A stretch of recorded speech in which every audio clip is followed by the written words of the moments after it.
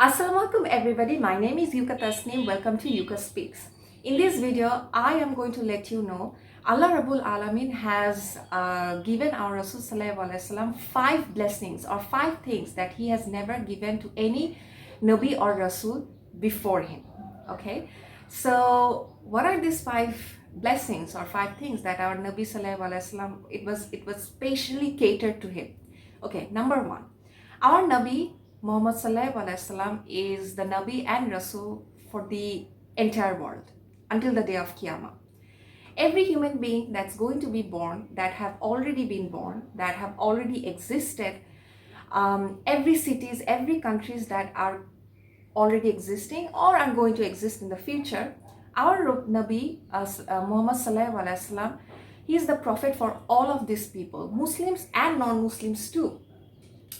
The previous Nabi Rasul, they were only responsible for their own civilization, which means they were responsible for their own cities, people of their own cities, people that consisted within their own ummah. They were not responsible for other ummahs. Our Nabi Rasul, the exemplary life he has led is for everybody.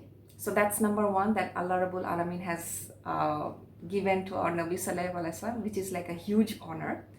Number 2 is our Nabi Muhammad Sallallahu Alaihi Wasallam had a lot of enemies. It's like every Nabi Rasul, they had a lot of enemies, so that's not something really new.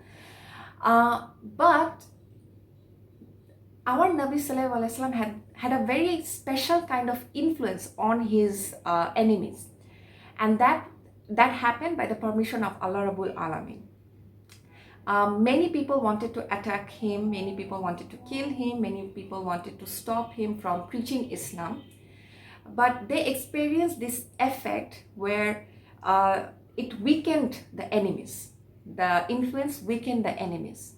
So that was given by our Rabb, Allah Rabbul Alamin, to our Rasul Sallallahu Alaihi Wasallam.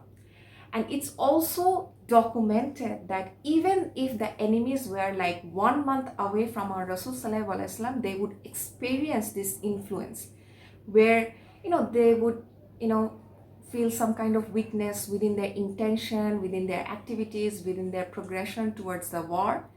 So that is why when our Rasul Sallallahu Alaihi Wasallam was alive, Muslim actually won a lot of wars.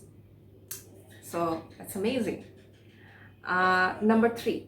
Okay, so there were many wars fought on this land, on this earth. Okay, so every Nabi and Rasul that Allah Rabbul Alamin has sent on this earth, they had their ummahs.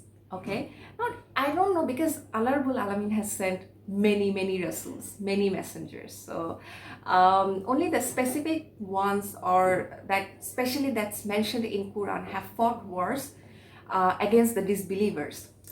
So when such wars were fought for Islam, for Allah Rabbul Alamin,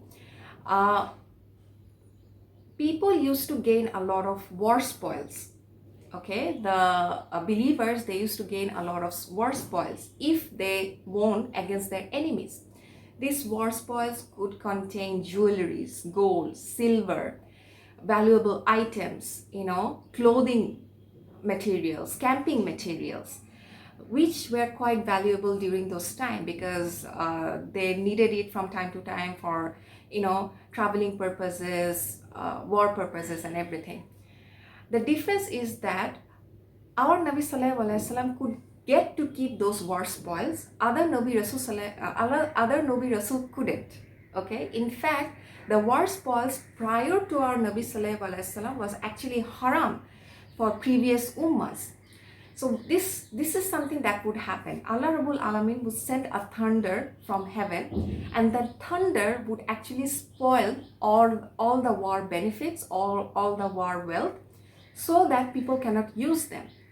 Whereas our Nabi Sallallahu Alaihi Wasallam could keep those war spoils and distribute them among the Sahabas, among the Muslims, needy Muslims and everything. And he could also keep a share of that war spoils. But our Nabi Sallallahu Alaihi Wasallam never use those war spoils for his own benefits, he would eventually give it away as zakat or as sadaqah.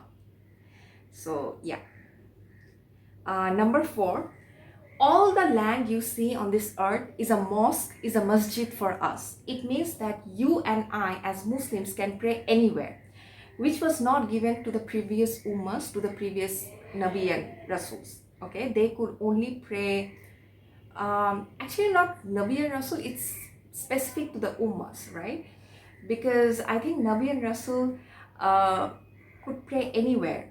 It is documented in Quran where Musa S.M used to go to this a mountain of Tur, and he would pray there. You know, he would meditate there, right? So it's, I guess, specific to the ummas that we can pray anywhere, even if we are traveling by car, traveling by plane. If we are like, you know, let's say we find ourselves on a plain land and there is like azan, we can just place our mats and pray on that. This privilege, the ummas, the previous ummas did not have this privilege. Okay, they could only go to church or synagogues, and that is where they could pray, and that is where their prayers would be accepted. So that's number 4. Number 5, all the Nabis and Rasuls had one specific dua, and everybody used them up, that one dua. But except our Nabi Sallallahu Alaihi Wasallam, he kept that dua for the last day, for the day of judgment, and he said that whoever have recited La ilaha illallah Muhammadur Rasulullah, he would use his specific dua to enter all his ummas to Jannah, to give all his ummas Jannah. That is our Nabi Sallallahu Alaihi Wasallam. That is how much he loved us.